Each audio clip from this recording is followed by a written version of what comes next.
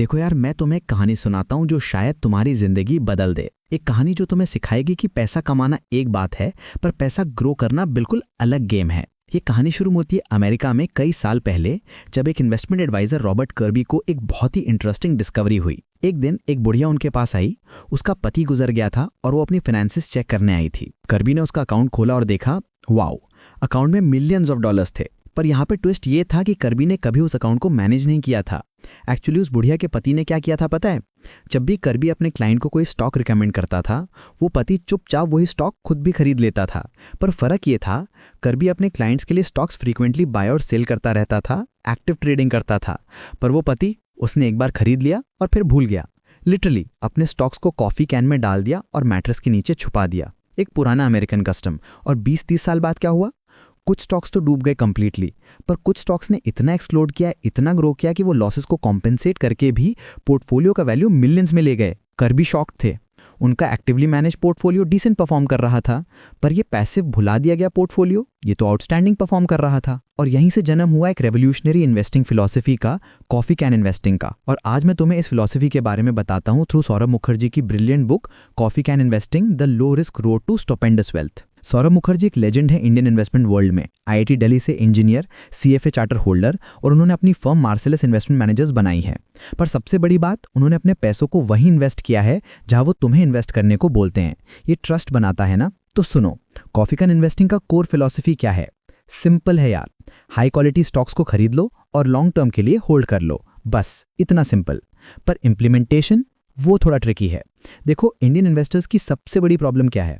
हम सबको लगता है कि हम स्मार्ट हैं। हमें लगता है कि हम मार्केट को टाइम कर सकते हैं। आज मार्केट लो है, खरीद लो, कल हाई हो जाएगा, बेच दो। और फिर क्या होता है? हम ट्रेडिंग करते रहते हैं, डेली चार्ट्स देखते हैं, न्यूज़ देखते हैं, पैनिक में बेचते हैं, ग्रीड में खरीदते हैं, और अल्टीमेटली 90% लोगों को लॉसेस होते हैं या मीडियोकर रिटर्न्स मिलते हैं। मोनिका हलन ने भी अपनी बुक में यही कहा था, most Indians get 8 to 12% returns. पर तुम जानते हो मार्केट ने लॉन्ग टर्म में कितना दिया है? 15 to 20% CAGR। तो फर्क कहाँ आ रहा है? ट्रेडिंग में, फ्रीक्वेंट बाइंग सेलिंग में, इमोशंस में, इम्पेशंस में। और कॉफी कैन इन्वेस्टिंग ये सब प्रॉब्लम्स सॉल्व कर देती है, क्योंकि ये कहती है कि तुम मार्केट को टाइम मत करो, तुम डेली फ्लक्चुएशंस पे ध्यान मत दो, तुम न्यूज़ को इग्नोर करो, बस क्वालिटी स्टॉक्स चूज करो और भूल जाओ। 10 years, 15 years, 20 years, पेशेंस रखो, डिसिप्लिन रखो। पर यहाँ पे सबसे इंपॉर्टेंट क्वेश्चन आता है, क्वालिटी स्टॉक्स कौन से हैं, कैसे आइडेंटिफाई करें? और यहाँ पे सौरभ मुखर्जी ब्रिलियंस दिखाते हैं। उन्होंने एक क्लियर फ्रेमवर्क दिया है इंडियन कॉफी कैन पोर्टफोलियो बनाने का। पहली क्राइटेरिया है, market capitalization should be above 100 crore. मतलब very small cap stocks avoid करो, क्योंकि स्मॉल कैप में लिक्विडिटी इश्यूज होते हैं, रिस्क ज्यादा होता है। मिड कैप या लार्ज कैप पे फोकस करो। दूसरी क्राइटेरिया, कंपनी की revenue growth minimum 10% per year होनी चाहिए लास्ट डेकेड में, कंसिस्टेंटली। मतलब वो कंपनी ग्रो कर रही है, स्टैग्नेंट नहीं है, डाइंग नहीं है, बट एक्सपैंडिंग है, मार्केट शेयर ले रही है। तीसरी और सबसे important criteria, return on capital employed ROCE minimum 15% होनी चाहिए कंसिस्टेंटली लास्ट डेकेड में। और ये मेट्रिक बहुत पावरफुल है, समझो इसे केयरफुली। ROCE का मतलब है कंपनी अपने कैपिटल को कितनी एफिशिएंटली यूज कर रही है। जितना ज्यादा ROCE उतनी एफिशिएंट कंपनी। मतलब कंपनी को ग्रो करने के लिए ज्यादा कैपिटल नहीं चाहिए, वो अपने एग्जिस्टिंग कैपिटल से ही बेटर रिटर्न्स जनरेट कर रही है। ये सस्टेनेबल ग्रोथ की निशानी है। फॉर एग्जाम्पल, इमेजिन करो 2 कंपनीज हैं। कंपनी A को 20 करोड़ इन्वेस्ट करके 2 करोड़ प्रॉफिट मिल रहा है, ROCE है 10%। कंपनी B को भी 20 करोड़ इन्वेस्टेड है, पर वो 4 करोड़ प्रॉफिट बना रही है, ROCE है 20%। ऑब्वियसली कंपनी भी बेटर है, वो कैपिटल को ज़्यादा एफिशिएंटली यूज़ कर रही है, और यही कंपनी लॉन्ग टर्म में कंपाउंड करेगी। अब तुम्हें लगता होगा, यार ये तो ईजी लग रहा है, बस हाई ROCE वाले स्टॉक्स खरीद लो और भूल जाओ। पर रियलिटी में ये इतना सिंपल नहीं है, क्योंकि मार्केट में थाउजेंड्स ऑफ स्टॉक्स हैं। कैसे फिल्टर करोगे, कैसे रिसर्च करोगे? सौरभ बुक में बहुत डिटेल्ड एनालिसिस देते हैं इंडियन सेक्टर्स की। वो बताते हैं कि फार्मा सेक्टर कैसे इवॉल्व हुआ है, FMCG सेक्टर कैसे डोमिनेटेड है by few giants, IT sector में कैसे आउटसोर्सिंग ने इंडिया को एडवांटेज दिया है, बैंकिंग सेक्टर में कैसे कंसोलिडेशन हुआ है, और सब सेक्टर्स में उनके अकॉर्डिंग कुछ कंपनीज हैं जो कंसिस्टेंट कंपाउंडर्स हैं। मतलब वो कंपनीज जो डेकेड आफ्टर डेकेड ग्रो कर रही हैं, अपनी मोट्स बना रही हैं, कंपटीशन को बीट कर रही हैं, कस्टमर लॉयल्टी क्रिएट कर रही हैं। देखो, मैं तुम्हें कुछ रियल एग्जांपल्स देता हूं जो बुक में डिस्कस्ड हैं। एशियन पेंट्स को देखो, ये कंपनी डेकेड्स से डोमिनेट कर रही है पेंट इंडस्ट्री में। High ROCE, consistent growth, strong brand. अगर तुमने 20 इयर्स पहले इसके शेयर्स खरीदे होते और होल्ड किए होते तुम आज करोड़पति होते। No joke. या HDFC बैंक को देखो, बैंकिंग सेक्टर में लीडर है, NPA लेवल्स लोएस्ट हैं, कस्टमर सर्विस बेस्ट है, टेक्नोलॉजी अडॉप्शन फास्टेस्ट है। इसके शेयर्स ने भी स्टुपेंडस रिटर्न्स दिए हैं लॉन्ग टर्म इन्वेस्टर्स को। या हिंदुस्तान यूनिलीवर को देखो, FMCG जायंट है, हर घर में इसके प्रोडक्ट्स हैं, प्राइसिंग पावर है, डिस्ट्रीब्यूशन नेटवर्क स्ट्रॉन्गेस्ट है। ये भी एक कंसिस्टेंट कंपाउंडर है। पर यहाँ पे मैंने जो एग्जाम्पल्स दिए हैं ये स्पेसिफिक स्टॉक रिकमेंडेशंस नहीं हैं। मैं तुम्हें कह रहा हूँ कि अप्रोच क्या होनी चाहिए। क्वालिटी पे फोकस करो, कंसिस्टेंसी पे फोकस करो, लॉन्ग टर्म पे फोकस करो। और अब मैं तुम्हें बताता हूँ कि कॉफी कैन इन्वेस्टिंग का सबसे बड़ा बेनिफिट क्या है। ये है कंपाउंडिंग का मैजिक। एल्बर्ट आइंस्टाइन ने कंपाउंडिंग को 8th wonder of the world कहा था, और सही भी है। देखो, अगर तुम 20,000 रुपीज इन्वेस्ट करते हो और 15% CAGR मिलता है, 10 ईयर्स में वो 80,000 बन जाता है, 20 ईयर्स में 3 लाख, 30 ईयर्स में 13 लाख, सिर्फ 20,000 का इन्वेस्टमेंट। पर अगर तुमने पेशेंस रखी, डिसिप्लिन रखी, होल्ड किया, पर अगर तुम बीच में बाय सेल करते रहो, ट्रेडिंग चार्जेस पे करते रहो, टैक्सेस देते रहो, तुम्हारा एक्चुअल रिटर्न 7 to 8% पे आ जाएगा। और तब 20,000 सिर्फ 1 लाख बन पाएगा 20 ईयर्स में। डिफरेंस देखा? कंपाउंडिंग का पावर कैसे डिस्ट्रॉय हो जाता है फ्रीक्वेंट ट्रेडिंग से। बुक समरी अड्डा के व्यूअर्स, मैं तुमसे यही कहना चाहूंगा, सब्सक्राइब करो हमारे चैनल को, क्योंकि हम रेगुलरली तुम्हारे लिए पावरफुल बुक्स से पावरफुल लर्निंग्स लाते हैं। फाइनेंशियल लिटरेसी सिर्फ पढ़ के नहीं आती, समझ के और इम्प्लीमेंट करके आती है, और हम तुम्हें वही गाइडेंस देते हैं। अब मैं तुम्हें एक और इम्पॉर्टेंट कॉन्सेप्ट बताता हूं जो बुक में डिस्कस किया गया है, पेशेंस प्रीमियम। डेटा शो करता है कि जितना ज्यादा टाइम तुम इन्वेस्टेड रहोगे स्टॉक मार्केट में, तुम्हारा रिस्क कम होता जाएगा और रिटर्न्स बेटर होते जाएंगे। अगर तुम सिर्फ 1 साल के लिए इन्वेस्ट करते हो, तुम्हारा रिटर्न कुछ भी हो सकता है, +50%, -30%, कुछ भी। वॉलेटिलिटी बहुत ज्यादा है। पर अगर तुम 10 ईयर्स होल्ड करते हो क्वालिटी स्टॉक्स, तुम्हारा मीडियन रिटर्न स्टेबल हो जाता है, around 12 to 15%। Risk drastically reduce हो जाता है। और यही रीजन है कि coffee can investing low risk approach है डिस्पाइट बीइंग इक्विटी फोकस्ड, क्योंकि टाइम वॉलेटिलिटी को स्मूथन कर देता है।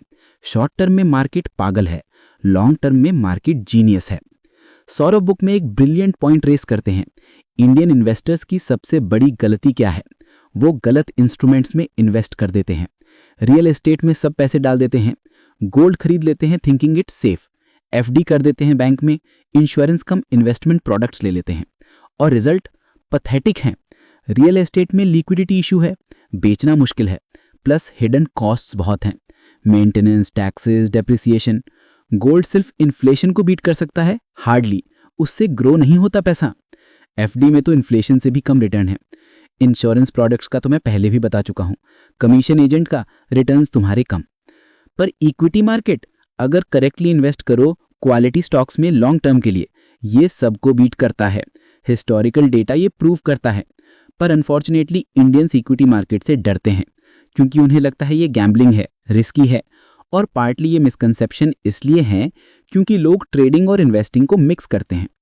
ट्रेडिंग रिस्की है, वॉलेटाइल है, गैम्बलिंग जैसा है, पर इन्वेस्टिंग क्वालिटी कंपनीज में लॉन्ग टर्म इन्वेस्टमेंट, ये बिल्कुल अलग गेम है। ये वेल्थ क्रिएशन है, ये फाइनेंशियल फ्रीडम है। मैंने खुद अपने रिलेटिव्स को देखा है। मेरे एक अंकल थे जो कहते थे शेयर मार्केट में पैसा डूबता है। उनका पूरा पैसा FD और रियल एस्टेट में था। आज उनके पास जो कॉर्पस है वो बेयरली मैनेज कर पा रहे हैं इन्फ्लेशन को। पर मेरे एक दोस्त ने, जिसने 25 ईयर्स की एज से सिस्टमैटिकली क्वालिटी स्टॉक्स में इन्वेस्ट किया, आज 35 की एज में वो फाइनेंशियली इंडिपेंडेंट है। पोर्टफोलियो की वैल्यू करोड़्स में है। डिफरेंस देखा? अब बुक में एक और इंटरेस्टिंग कॉन्सेप्ट डिस्कस किया गया है, बिहेवियरल बायसेस, मतलब साइकोलॉजिकल रीजंस जो हमें गलत डिसीजंस लेने पर मजबूर करते हैं। पहला बायस है ओवर कॉन्फिडेंस। हमें लगता है हम स्मार्ट हैं, हम मार्केट को बीट कर सकते हैं, हम नेक्स्ट मल्टी बैगर स्टॉक ढूंढ सकते हैं, और ये ओवर कॉन्फिडेंस हमें रिस्की बेट्स लगाने पर मजबूर करता है। दूसरा बायस है हर्ड मेंटालिटी। सब खरीदते हैं तो हम भी खरीदेंगे, मार्केट पीक पे है, सब एक्साइटेड हैं तो हम भी एंटर कर लेते हैं, और फिर जब मार्केट क्रैश होता है पैनिक में बेच देते हैं लॉस पे। ये साइकिल रिपीट होता रहता है। तीसरा बायस है रीसेंसी बायस। जो रिसेंट में हुआ है हम अज्यूम करते हैं वो आगे भी होगा। अगर लास्ट मंथ मार्केट अप गया, हमें लगता है नेक्स्ट मंथ भी अप जाएगा। गलत। मार्केट अनप्रिडिक्टेबल है शॉर्ट टर्म में। कॉफी कैन इन्वेस्टिंग इन सब बायसेस को न्यूट्रलाइज कर देती है, क्योंकि ये तुम्हें कहती है ओवर कॉन्फिडेंट मत बनो, एक्सपर्ट्स की तरह बिहेव मत करो, बस क्वालिटी कंपनीज आइडेंटिफाई करो और होल्ड करो। मार्केट के अप्स एंड डाउन्स को इग्नोर करो, न्यूज़ को इग्नोर करो, हर्ड को इग्नोर करो, बस अपने प्लान पे स्टिक करो। और सुनो, बुक में एक केस स्टडी है एक फिक्शनल कैरेक्टर की, मिस्टर तलवार। ये बहुत रिलेटेबल है। मिस्टर तलवार मिडिल क्लास इंडियन इन्वेस्टर है जो सब गलत प्रोडक्ट्स में इन्वेस्ट कर देता है। एजेंट्स उसे एक्सपेंसिव एंडोमेंट प्लान्स बेच देते हैं, यूलिप्स बेच देते हैं, कमीशन एजेंट का कट जाता है, चार्जेस ज़्यादा हैं, रिटर्न्स पैथेटिक हैं। और ये मिस्टर तलवार सिर्फ एक फिक्शनल कैरेक्टर नहीं है, ये हर इंडियन हाउस होल्ड में मिल जाएगा। तुम्हारे पापा शायद, तुम्हारे चाचा शायद, क्योंकि फाइनेंशियल लिटरेसी नहीं है, ट्रस्टेड एडवाइजर्स एक्सप्लॉइट कर लेते हैं और लोग फंस जाते हैं रॉन्ग प्रोडक्ट्स में डेकेड्स तक। कॉफी कैन फिलॉसफी कहती है डू इट योरसेल्फ, या फिर लो कॉस्ट इंडेक्स फंड्स लो अगर स्टॉक सेलेक्ट नहीं कर सकते, पर expensive actively managed funds avoid करो जिनके एक्सपेंस रेशियोज 2 से 3% हैं, क्योंकि ये चार्जेस तुम्हारे रिटर्न्स को खा जाते हैं लॉन्ग टर्म में। अब मैं तुम्हें स्ट्रैटेजी बताता हूँ how to build your own coffee can portfolio. पहले लिस्ट बनाओ टॉप 100 to 200 कंपनीज की जो मीट करती हैं criteria, high ROC, consistent revenue growth, large enough market cap. ये डेटा तुम्हें इजीली मिल जाएगा screener.in जैसी वेबसाइट्स पे या ब्रोकरेज प्लेटफॉर्म्स पे। दूसरा, इन कंपनीज को फर्दर फिल्टर करो, देखो उनका कॉम्पिटिटिव एडवांटेज क्या है, क्या उनके पास मोट है। मोट मतलब कुछ ऐसा जो कंपटीशन को एंटर करने से रोकता है। स्ट्रॉन्ग ब्रांड हो सकती है, पेटेंट हो सकता है, नेटवर्क इफेक्ट हो सकता है, हाई स्विचिंग कॉस्ट हो सकता है। फॉर एग्जाम्पल, एशियन पेंट्स का मोट है उसका ब्रांड और डिस्ट्रीब्यूशन नेटवर्क। HDFC बैंक का मोट है उसकी कस्टमर सर्विस और टेक्नोलॉजी। हिंदुस्तान यूनिलीवर का मोट है उसके मल्टीपल स्ट्रॉन्ग ब्रांड्स। तीसरा, 10 to 15 स्टॉक सेलेक्ट करो डाइवर्सिफिकेशन के लिए। सभी की सेक्टर में मत रखो, डिफरेंट सेक्टर्स में स्प्रेड करो। अगर कोई एक सेक्टर अंडर परफॉर्म भी करे, दूसरे कॉम्पेंसेट करेंगे। चौथा और सबसे इंपॉर्टेंट, बाय करने के बाद फॉरगेट करो। सीरियसली, डीमैट अकाउंट लॉगिन मत करो डेली, पोर्टफोलियो वैल्यू चेक मत करो हर हफ्ते, मार्केट न्यूज़ इग्नोर करो, क्वार्टरली रिजल्ट्स में ज़्यादा मत खोदो। बस एक साल में 1 या 2 बार रिव्यू करो कि फंडामेंटल्स इंटैक्ट हैं या नहीं। और यहाँ पे एक कॉमन क्वेश्चन आता है, अगर स्टॉक प्राइस गिर जाए तो क्या करें, बेचते? नो, उल्टा और खरीद लो अगर फंडामेंटल स्ट्रांग हैं। Dips are buying opportunities for quality stocks. देखो, वॉरेन बफेट का फेमस कोट है, be fearful when others are greedy and greedy when others are fearful. जब मार्केट क्रैश होता है, जब पैनिक होती है, तब क्वालिटी स्टॉक्स चीप मिलते हैं, तब अक्यूमुलेट करो। लॉन्ग टर्म में वही स्टॉक्स तुम्हें बेस्ट रिटर्न्स देंगे। मैंने कोविड क्रैश देखा था मार्च 2020 में। मार्केट 30 to 40% क्रैश हो गया था। लोग पैनिक में बेच रहे थे, पर जिनके पास कन्विक्शन थी, जिनके पास कैश रिजर्व था, उन्होंने क्वालिटी स्टॉक्स खरीदे और अगले 2 सालों में वो स्टॉक्स ने ऑल टाइम हाईस टच किए। लोग जो पैनिक में बेचे वो रिग्रेट कर रहे हैं, लोग जो बॉट द डिप वो सेलिब्रेट कर रहे हैं। बुक में सौरभ एक और पावरफुल पॉइंट बनाते हैं, रिटेल इन्वेस्टर्स का सबसे बड़ा डिसएडवांटेज क्या है? Information asymmetry. बिग इंस्टीट्यूशंस के पास रिसर्च टीम्स हैं, ब्लूमबर्ग टर्मिनल्स हैं, कंपनी मैनेजमेंट से डायरेक्ट एक्सेस है। रिटेल इन्वेस्टर के पास कुछ नहीं है। तो क्या रिटेल इन्वेस्टर कभी सक्सेसफुल नहीं हो सकते? बिल्कुल हो सकते हैं, पर अप्रोच अलग होनी चाहिए। तुम्हें ट्रेडर बनने की ज़रूरत नहीं है, तुम्हें शॉर्ट टर्म गेन्स चेस करने की ज़रूरत नहीं है। तुम बस इन्वेस्टर बनो, long term investor. Quality stocks पे फोकस करो, टाइम को अपनी तरफ करो, पेशेंस रखो। और ऑनेस्टली रिटेल इन्वेस्टर्स का एक एडवांटेज भी है, फ्लेक्सिबिलिटी। बिग इंस्टीट्यूशंस को रेगुलेशंस फॉलो करनी पड़ती हैं, उन्हें क्वार्टरली परफॉर्मेंस दिखानी पड़ती है क्लाइंट्स को, तो वो समटाइम्स फोर्स्ड होते हैं गलत डिसीजंस लेने को। पर तुम्हारा कोई प्रेशर नहीं है, तुम 10 ईयर्स वेट कर सकते हो, 15 ईयर्स वेट कर सकते हो, किसी को जवाब देने की ज़रूरत नहीं है तुम्हें। ये फ्रीडम है, यूज़ करो प्रॉपरली। अब बात करते हैं टैक्सेस की। इंडिया में long term capital gains tax है ऑन इक्विटी, पर यह short term capital gains tax से बहुत कम है। अगर तुम स्टॉक्स को 1 साल से ज़्यादा होल्ड करते हो, तुम्हारा टैक्स बर्डन कम होता है। ये भी एक इंसेंटिव है लॉन्ग टर्म इन्वेस्टिंग का। प्लस फ्रीक्वेंट ट्रेडिंग में ब्रोकरेज चार्जेस, STT, GST, ये सब कॉस्ट्स हैं जो रिटर्न्स को इरोड करते हैं। कॉफ़ी कैन अप्रोच में ये सब मिनिमाइज हो जाते हैं क्योंकि तुम बाय सेल फ्रीक्वेंटली नहीं कर रहे। बुक में सौरभ हिस्टोरिकल डेटा भी शेयर करते हैं इंडियन मार्केट का। उन्होंने दिखाया है कि अगर तुमने 90s में कुछ क्वालिटी स्टॉक्स खरीदे होते और होल्ड किया होता, they would have become 100 beggars, 500 beggars, even 1000 beggars. मतलब तुम्हारा पैसा 100 टाइम्स, 500 टाइम्स मल्टीप्लाई हो गया होता। Infosys, TCS, HDFC bank, Asian paints, Titan, ये सब एग्जाम्पल्स हैं कंपनीज की जो लॉन्ग टर्म में स्ट्यूपेंडस रिटर्न्स दिए हैं। पर कितने लोगों ने एक्चुअली होल्ड किया? वेरी फ्यू, क्योंकि पेशेंस नहीं है, डिसिप्लिन नहीं है। और यहाँ पे मैं तुमसे पर्सनली बात करता हूँ। मैं जानता हूँ तुम्हारी एज 20 to 30 के बीच होगी।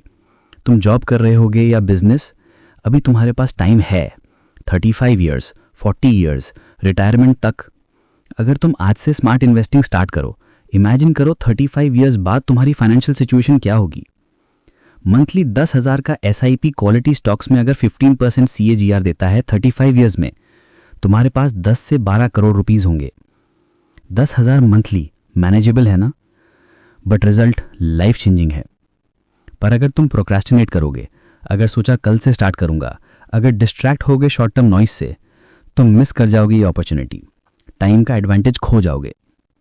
देखो, कॉफ़ी कैन इन्वेस्टिंग सिर्फ एक इन्वेस्टमेंट स्ट्रैटेजी नहीं है, ये एक फिलॉसफी है, ये एक माइंडसेट है।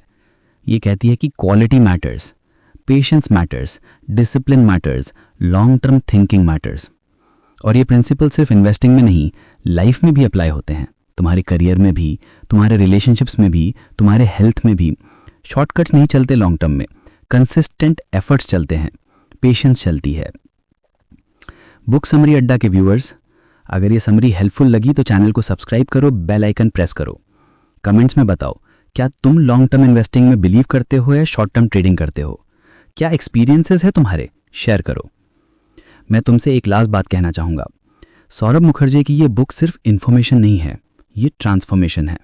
अगर तुम सीरियसली इंप्लीमेंट करो इस फिलॉसफी को, तुम्हारी फाइनेंशियल लाइफ कंप्लीटली चेंज हो सकती है। तुम्हारा फ्यूचर सिक्योर हो सकता है, तुम्हारे बच्चों का फ्यूचर सिक्योर हो सकता है। पर सब तुम्हारे डिसीजन पे डिपेंड करता है। तुम एक्शन लोगे या नहीं, तुम पेशेंस रखोगे या नहीं, तुम डिसिप्लिन फॉलो करोगे या नहीं। मार्केट तुम्हें अपॉर्चुनिटी देती है, बुक तुम्हें रोड मैप देती है, पर जर्नी तुम्हें खुद करनी होगी, step by step, day by day, year by year. और जब तुम 15-20 ईयर्स बाद देखोगे अपने पोर्टफोलियो को, जब तुम देखोगे कि तुम्हारा पैसा कितना ग्रो हुआ है, तब तुम्हें फील होगा कि ये पेशेंस वर्थ इट था, ये डिसिप्लिन वर्थ इट था, ये long term thinking worth it थी। तो रेडी हो कॉफ़ी कैन इन्वेस्टर बनने के लिए, रेडी हो अपने फाइनेंशियल फ्यूचर को ट्रांसफॉर्म करने के लिए। तो शुरू करो आज से, अभी से। रिसर्च करो, क्वालिटी स्टॉक्स आइडेंटिफाई करो, इन्वेस्ट करो एंड फॉरगेट। टाइम को काम करने दो, कंपाउंडिंग को मैजिक करने दो। मिलते हैं नेक्स्ट वीडियो में एक और पावरफुल बुक के साथ। तब तक invest wisely, hold patiently and grow स्ट्यूपेंडसली।